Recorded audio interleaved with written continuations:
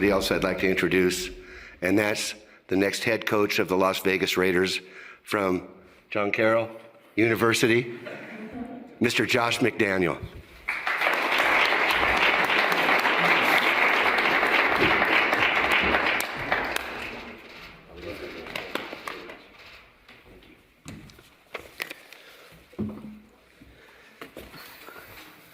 Thank you to everybody for being here today, and for those of us that are not here and join us online. I appreciate you being here. You know, when I went to Denver, you know, I knew a little bit of football. I didn't really know people and how important that aspect of this process and maintaining the culture and building the team was. And I failed, and I.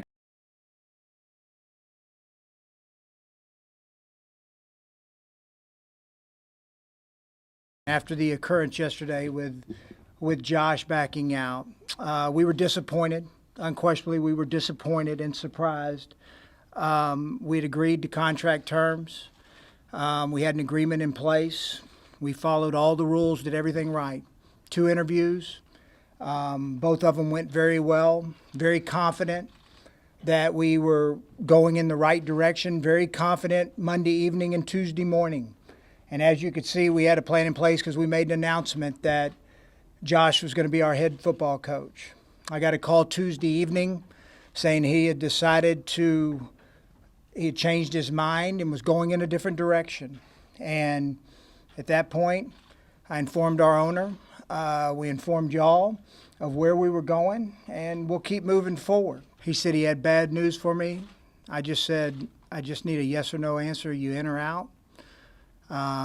We went around for a minute, and he said he's out, and I said, okay, we're going to move forward. I wish you best of luck. I'm going to make a fool of myself at times, but it's always going to be a fool coming from the heart as opposed to Josh McDaniels, who like many invertebrates, operates in a cold-blooded way, and I'm not sure he even has a heart. But I do not care what sources or McDaniels or anybody says about his kids and school and all that. How about the kids of the coaches that he hired for the Colts? And those guys are here right now in Indianapolis to work for Josh McDaniels, only he's not coming. How about their kids? Diana Rossini, of ESPN, sorry to, a competitor, but she's really good. She tweeted that she talked to people involved, some of those people, and they hadn't heard from Josh yet. And this is like 3 hours after the news broke. So I believe that. And first of all, or finally, you have to look at, well, who is Josh McDaniels? Is he the kind of guy that would do something as despicable as that? I submit what happened yesterday and I rest my case. Or I submit what happened in Denver and rest my case. He's a little nitwit. If anybody ever hires him again, I'm laughing at them in advance. Well, the Raiders have done it. They've done it. They went out and hired Josh McDaniels. Josh McDaniels, offensive coordinator for Bill Belichick in New England. He was a part of 6 Super Bowls in New England. He went over to Denver. He went to the Denver Broncos. He signed a 4-year contract, but unfortunately, he didn't last for 4 years. He only lasted for 2. I know a lot of you are saying out there, Josh McDaniels, he's just like Bill Belichick. His first time around, things didn't go good, but the second time around, it's going to go better. So are you telling me that the Raiders are going to draft another Tom Brady? Or do some of you think that the Raiders already have Tom Brady and Derek Carr? But one thing he does have similar to Bill Belichick, he got busted videotaping practices. The same thing.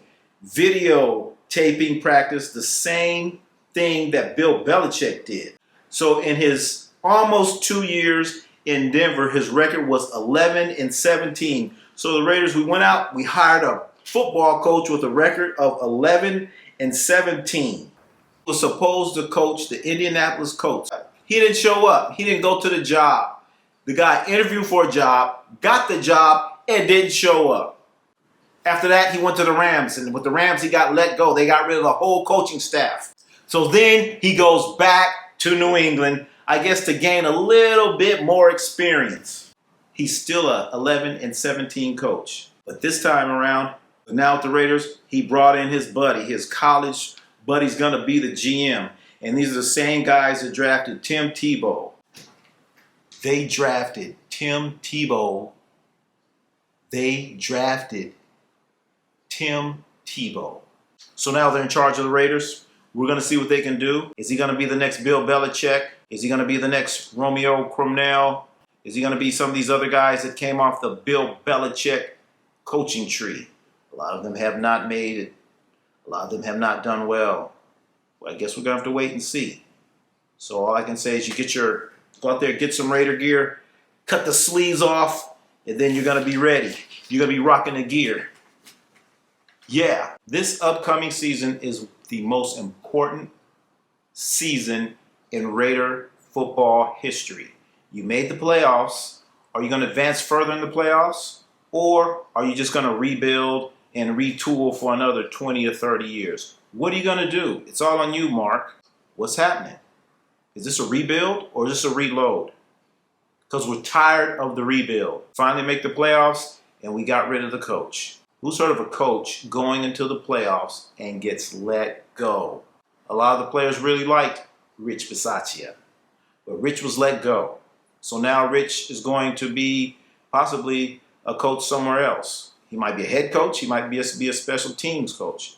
Gus Bradley did a good job. Where's he going? We're not going to re-sign him. And Greg Olson, I didn't like you too much anyway. But you know what? You got the team to the playoffs. So, hey, kudos to you. But you get the Raiders to the playoffs and you're let go. That's pretty tough. I think they should have gave the whole coaching staff and everyone, give them one more try. Give them another try. They made the playoffs. They made the playoffs. You don't get rid of a whole staff when you just made the playoffs.